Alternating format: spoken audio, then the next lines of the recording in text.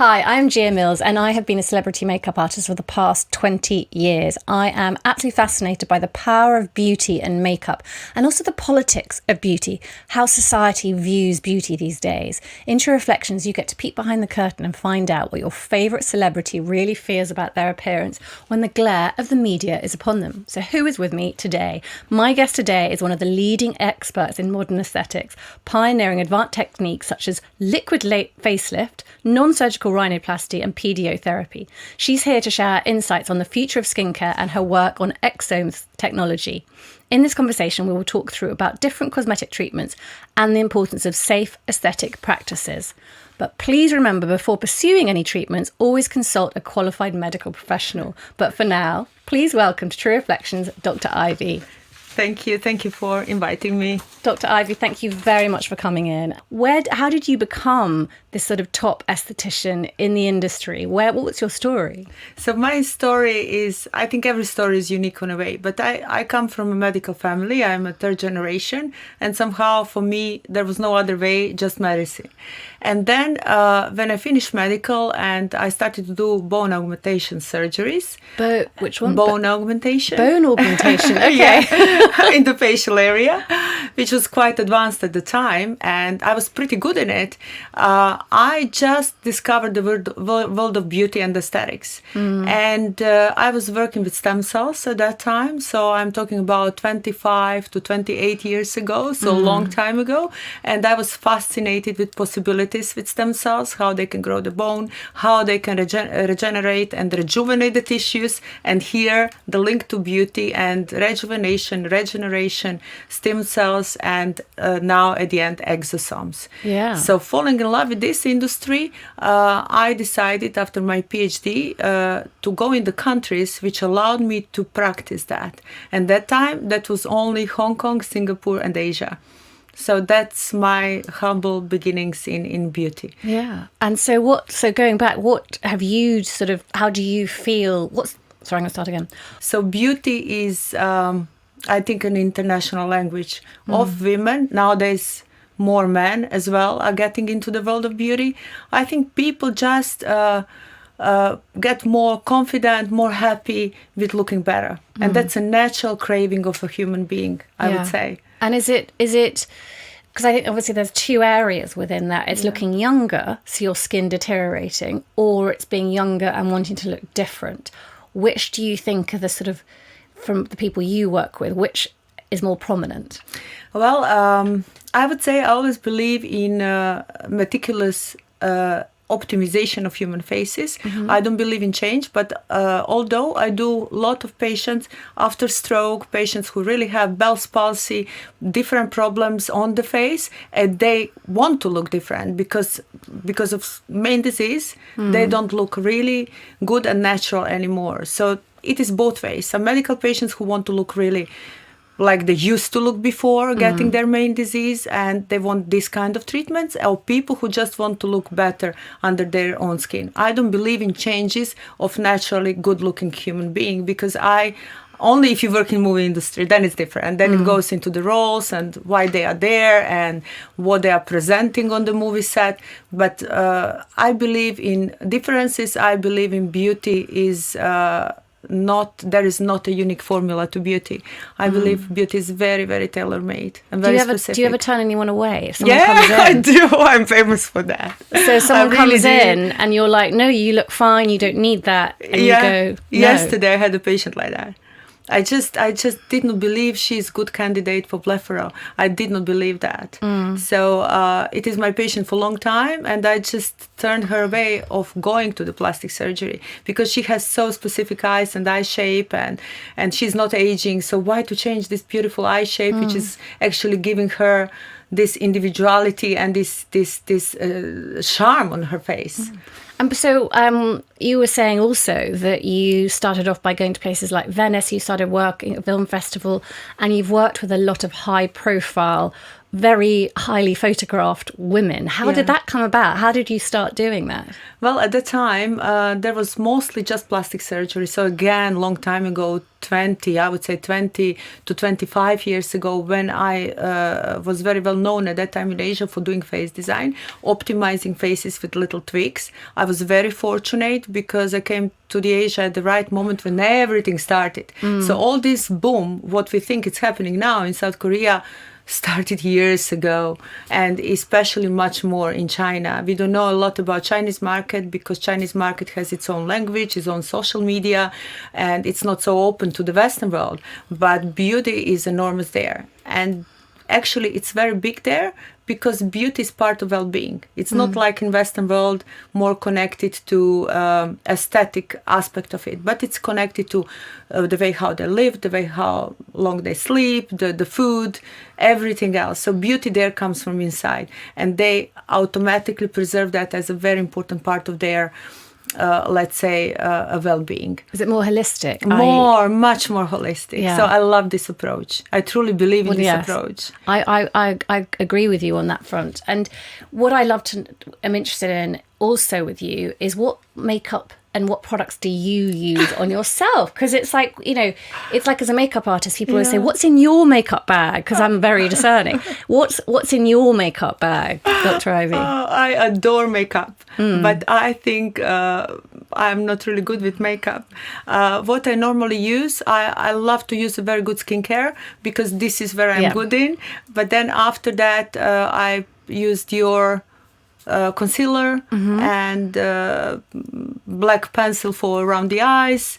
Any particular concealer? Do you like one that's got like infused with anything? Is there a particular brand that you like using? Dior Glow, I think it's called Flawless Glow or something like that. I don't know.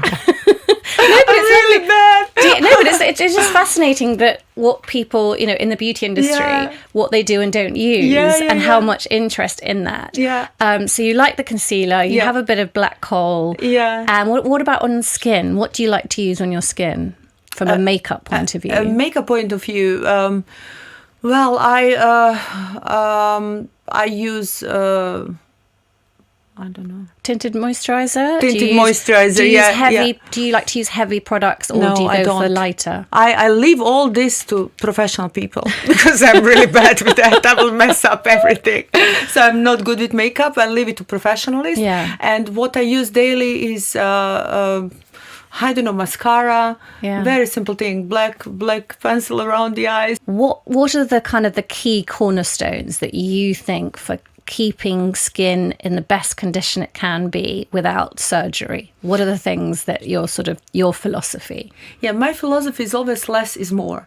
So I'm always trying to tailor make every treatment because every skin is different. Every person has a mimic, so very specific for their own face. So I'm totally against too much Botox, too much fillers, too much of everything on the face which is blocking the reality of that person, the movement, the expression, the emotion.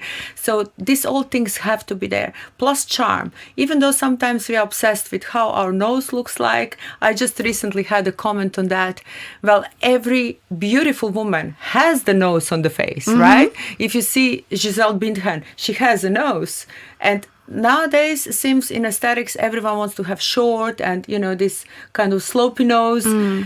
Not everything fits to every face. This is what I think we have to understand. It's very, very tailor-made, very precise. I'm running around my patients with a ruler, so I'm trying to see how to adjust the face better and more accurate. So it's a special mix of anatomy, of science, and of artistry, the way how I work. Because when you do makeup, it's, I think, a 2D change.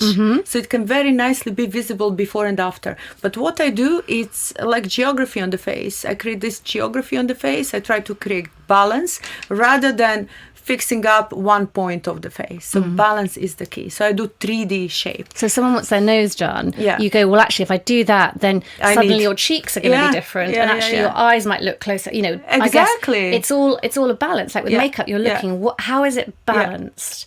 And yes, it's 2D, but I think 3D sounds fascinating on how you can look at someone as a whole. And as you say, you do face design, Yes. which I love. You design the face. It's not just, putting a few injections here and there. No. But just going back to that thing, what are if someone wants to do something that's not going under a knife, what are where do you start consulting with them if they say, I don't want to see a knife, I don't want to go under? How do you start approaching people on that? I have my scale of treatments, right? And I always start with the most, I would say, basic one, because I think basics can do great for lots of people, and then we need less of other treatments, right? So especially when I have someone who is very young, then we have to really be super conservative, right? Rather do more times, very little things than at one go a lot. When I have a person who needs to balance her face and it's really quite far in aging, then I need definitely to start with face design and then upgrade up. I look at the face like a house.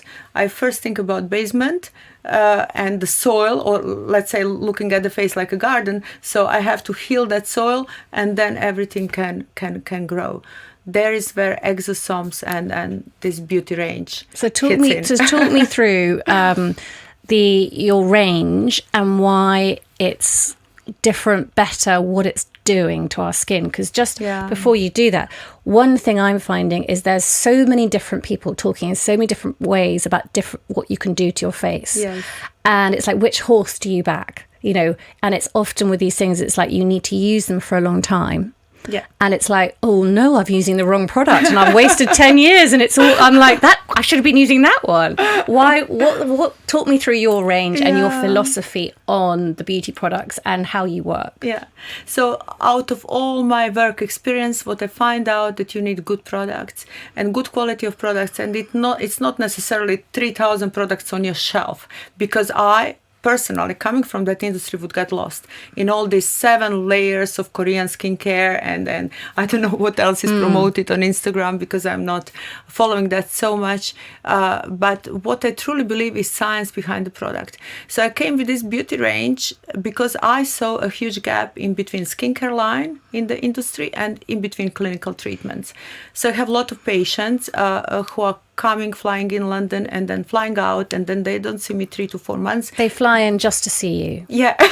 People come in just to see you, to have a treatment, and they fly out again. So you're obviously doing something right. Yeah, which is amazing. Yeah. It's really amazing. And I have people with me maybe 20 years. Can you believe that? And sometimes you are really astonished when you see these people and when you see their faces and they don't need facelift. Still, I had an Italian patient. She's so funny. And she was one of my first patients. And she's so disciplined, because in my understanding also beauty is discipline.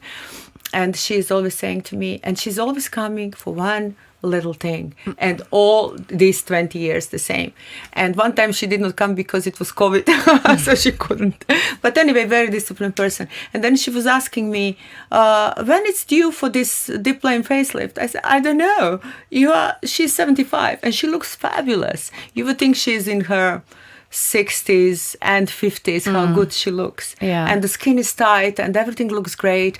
So it's all little work. We are tweaking aging. Aging is a process which will never stop, right? So we are just kind of maintaining and tweaking. And so for this kind of patients, like this Italian patient or my Hong Kong patients, or because I was like a beauty nomad working in a lot of countries in far east, like Hong Kong, China. These were all my countries, because I used to be president of American Academy of Facial Aesthetics for Far East Asia. And India was the last market, right? So a lot of people are still flying in. Coming in. And so ingredients wise, so you obviously do the treatments, but what are the ingredients in the products? Because it's the growth factors that people are talking about a lot now that can really help. Can you talk to me, because I think you've got the growth factors in your products. Yes. And why are growth factors seemingly the important thing that helps the rejuvenation? Yeah. Give me a bit more insight, because I'm about makeup. I know what to put on the skin, but less the sort of science of how it penetrates, what penetrates. So just to explain, this is not a skincare. This is something in between skincare and the clinical treatment. So skincare pampers the skin from outside and penetrates.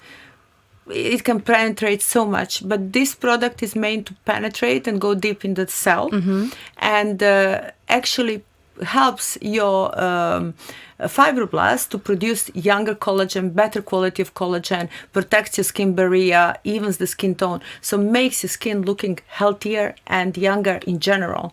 So it works on your genetics on a way. And how I came with that product, because I was having a huge knowledge of DNA medicine through stem cells. And at that time, exosomes were just coming out of stem cells, and in the lab, we thought it's waste. Then suddenly, 10 years ago, 15 years ago, somebody came to the idea to analyze what are exosomes, and found in these little vesicles which come out from stem cells, found so many good things like growth factors, messenger RNA, everything. And then the science came out with knowledge that these exosomes actually communicate in between the human cells. So I found the best possible plant, because you can't use human stem cells. You don't want to use human because you don't know what they carry. So what this does, basically, it's like giving a message to the skin to go, be young. It's almost like a telephone call going, right, guys, in your skin. Exactly. You're actually still only 25, so just make the same amount of collagen. 23 or 22. Or 22. Make the same amount of collagen you did when you were younger. Make all the right things. So it's naturally from the inside. It's sort of just doing what it always did do. But it's just doing it better. How it originally did. Because I think that's a really interesting. It's hard to understand because people you talk about a lot of the language. And it's like, oh, what does that do? I don't understand that. But if you simplify it and say because it's stem cell, because it's already come essentially from, not from a human, but from all plant-based. Plant is very interesting. I will later on explain you why I pick up that plant. And so it's basically talking to your skin and telling it to act like it did when it was 23. That's in a nutshell. The story. That's the nutshell. And it's really brilliant. And people, when they try the product, they immediately see differences. But then after 3 weeks of time, when everything is set up, when these messages are coming in on the frequent way, it's just different. You can't live without the product anymore. It's a really good product. But there's so many products out there. So many products that we're bombarded with in so many different ways. And it's very overwhelming to know what products to use. And so I think what you do is you have this brilliant, the growth factor products. What else is in the range? Because obviously we've got this wonderful mask which I'm going to put on. How do I wear this mask? Just put it on. You see, like, it's very easy. It's actually designed by a fashion designer. Oh, is it? So this goes on and does it? And it goes on. And it goes. Okay. So what's this? It stimulates your collagen immediately. It's a red light, right? Okay. I see. Yeah, it's a red light. How long do you have to wear this for? Well, it's actually very easy. You can wear it 10 minutes before you fall asleep. Okay. If you put exosome products under that mask, it will produce 7 times more collagen. Wow. It's all the new philosophy, which I did in collaboration or picking up knowledge from Shepherd University in America, which are very, very strong in biophotomodulation. So it's a new, again, it's a new word, and it's a new way where science goes, because all these lights can stimulate certain part of your body. So a red light stimulates ATP of energy in fibroblasts, and production of collagen is better. So having the combined, because I think often people, it seems like there are sort of 2 areas again in beauty. One is the stuff, the topical that you put on the skin.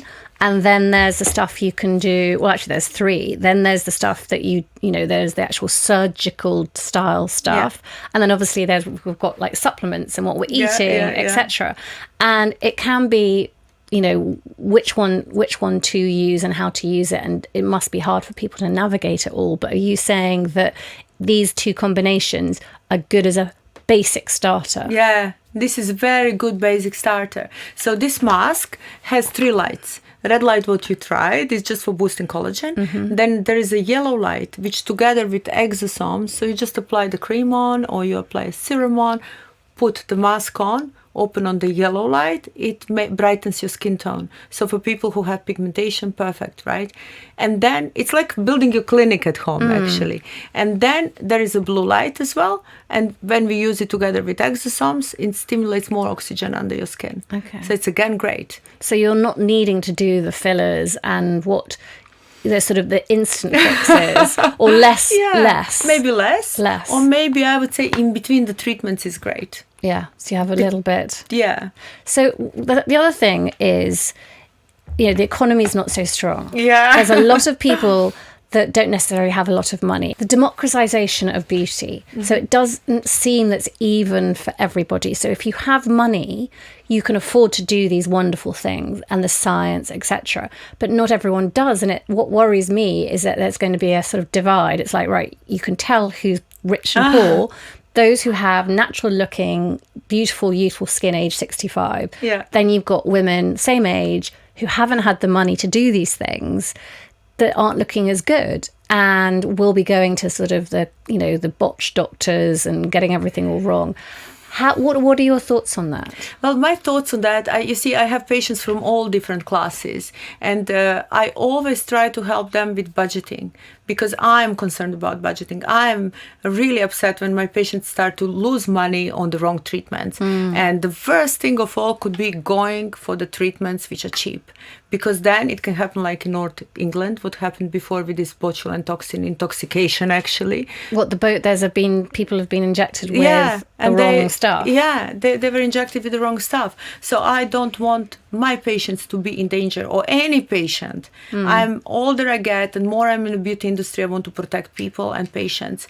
And I think there is always a way for everyone, and everything can be budgeted, and you can work around every budget. And this is what we should do. I also have people who come to me and they maybe can't afford, but she has a wedding, and I had a beautiful story. I don't know if I should share it or not, but this lady at the end got married and was very, very happy about everything.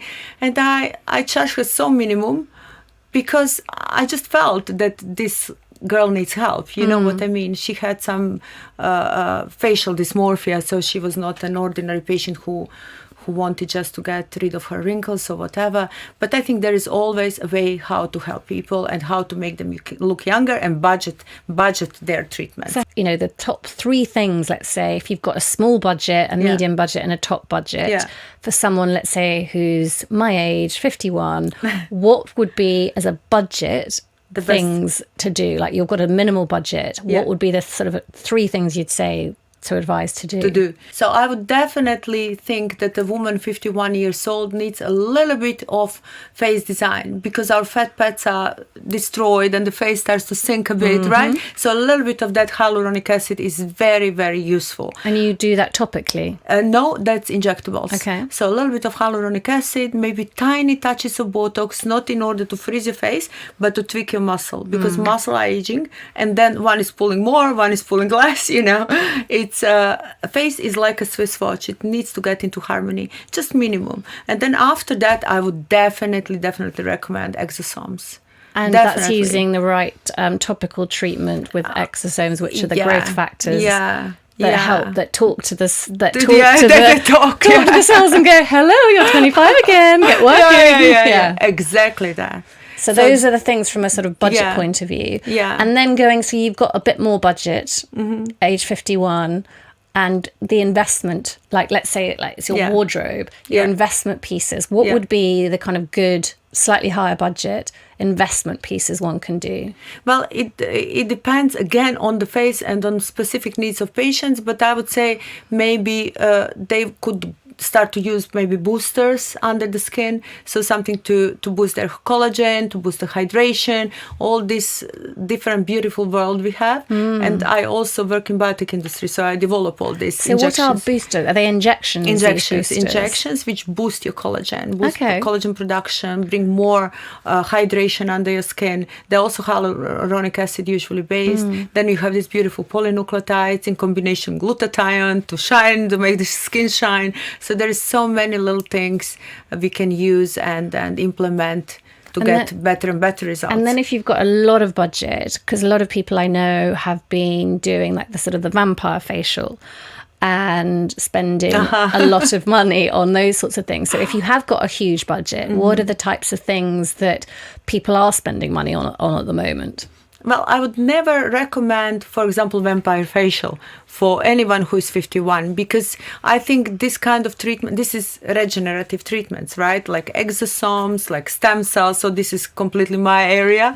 So I don't believe these treatments work so well without being tweaked. So without adding something, just doing vampire facial is not going to produce big result. But for women who is 51, definitely scaffolding of the face, lifting this face, lifting the walls of the building, this is what is going to produce result. So I would not go... And that's go, doing the boosters. You don't need to do like the vampire facial, it's for more example. The boosting. Yeah. So I go and see this lovely lady who does a little bit of Botox on me, and she was also saying, because I've got a bit of sun damage, I'm obsessed now telling younger girls wearing SPF to put SPF on, which is another whole contentious issue, is about being able to do at home derma rolling, the little needles, and then you can put a good serum in afterwards. Is that something you could do at home? Yes, that's very obviously nice very carefully. Very carefully because of infection, right? Yeah. So some people are more prone to infection, some people less, but also with very good serum on the top, because you have to remember, for example, exosome serum would work with that very well, because it has a point, right? The serum is penetrating deep and bringing this information even deeper, so that's perfect. But any serum, again, questionable. Then derma roller is doing the job, not the serum actually. Because it's about boosting the collagen. Yes. So one can at home, because I'm just trying to think of things that people can do at home. At the at-home stuff. And then it's like, right, when I've got, one has a bit more money, it's like, okay, I'll invest like in that expensive pair of shoes or the expensive whatever. It's like, so you can do certain things to sort of like cover your, optimize your chances of looking after your skin. Yeah. And then you do the inject literally with the expensive stuff later on.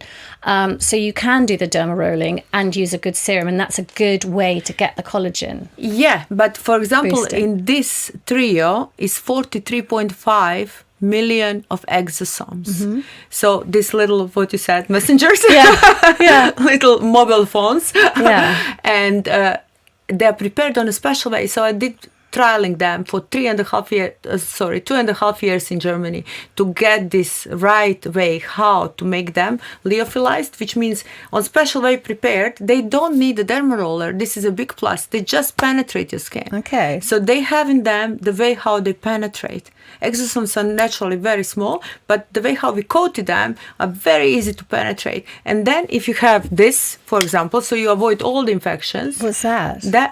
What's that? Oh my God. She's now, for those that weren't watching, Dr. Ivy's now holding a tube that I thought was a cream, but it's actually got red light on the end. Tell me what that is. This is the best. So this is low-level laser therapy. Oh. Yeah, and a little radio frequency inside and EMS. So stimulates the muscle. Radio frequency is great for lifting, tightening, and actually even more opens the skin so the exosomes can penetrate without what we don't want, any infection, right? Derma roller is nice, but it's not at all needed in my skincare line. So you can do it without any...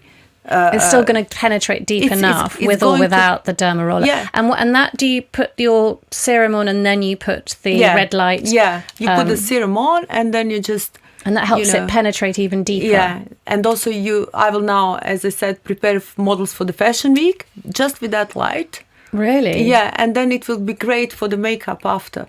Well, you and I should do something where you prep the skin, and then I kind of see the difference. So it's helping get that lift. Yeah. And you can just use that. Glow. And how does that differ from using a red face, one of the infrared masks that you've got? Because loads of people get excited at the moment about the red mask.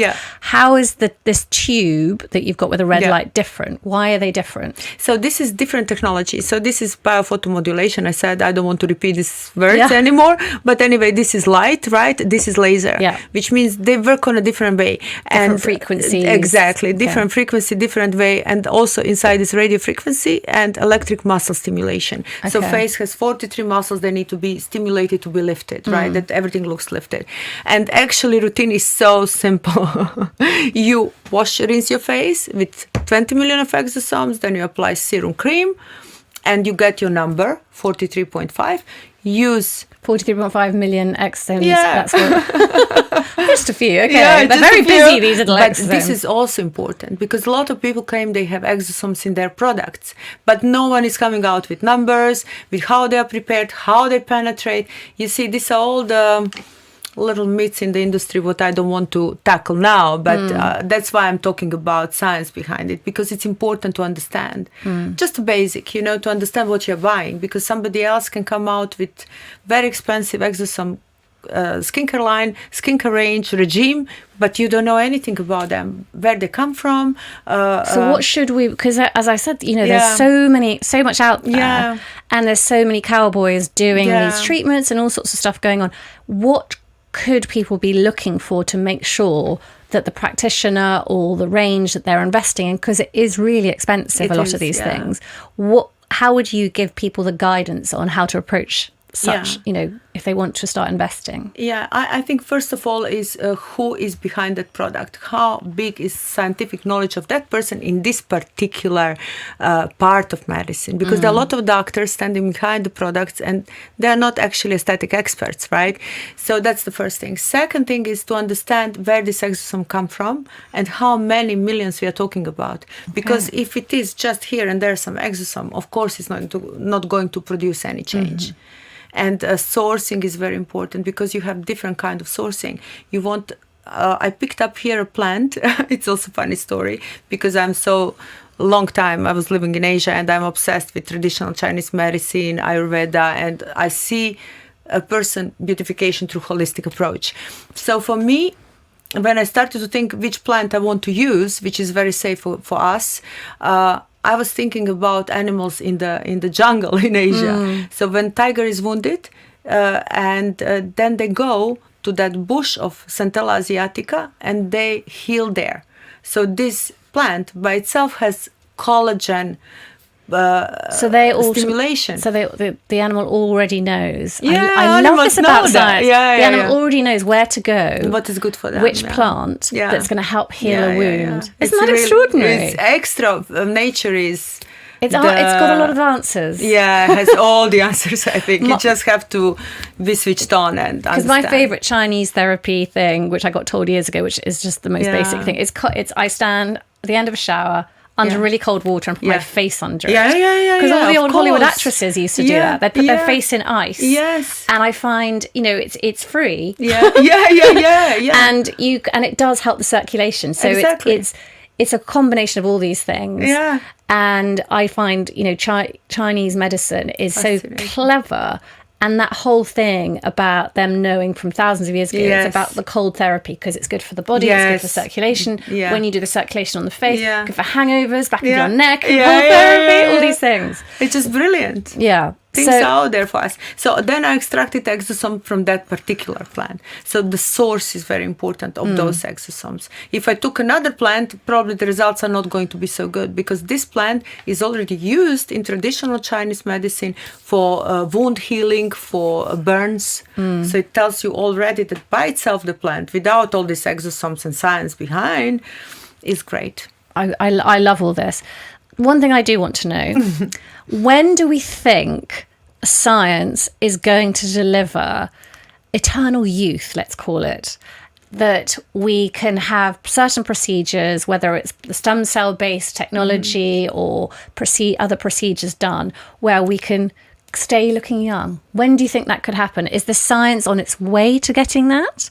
Or do you think it's never going to happen? You mean eternally? Well, no, just longer. As in someone who, when you start, you can stay looking 25 till you're 80. Yeah, well, I think I was working very successfully with stem cell technology, and the results you see there is just like mind blowing. You can't understand how our body is perfect, and actually how if we tackle the right core of aging, and aging is inflammation. So first of all, and very cheap advice to all the listeners is cut on sugar. Sugar is boosting inflammation, and inflammation is actually equal to aging. So whatever boosts this inflammation inflammation markers is definitely something we need to cut on and make it Refined as quiet sugar. as we can. Refined sugar, yeah, definitely. And So- it's everywhere. It's everywhere. In every ingredient is a sugar, right? Yeah. If you do more sports, you oxygenize your body more, and you keep your muscle mass, and that's again something, little things you can do.